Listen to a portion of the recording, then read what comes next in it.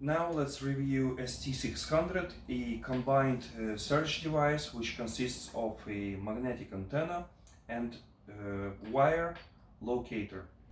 The detection set consists of two parts. In one part we have a signal generator for wire locator. In the other part we have earphones. On the other side we have another partition of the box.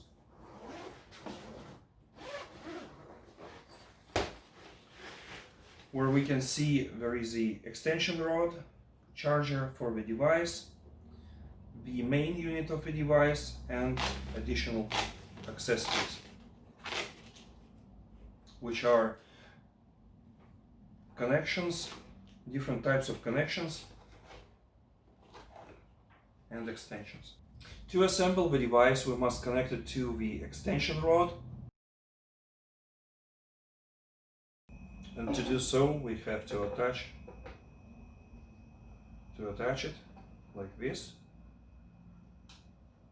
Here it is. It's already ready for the operation.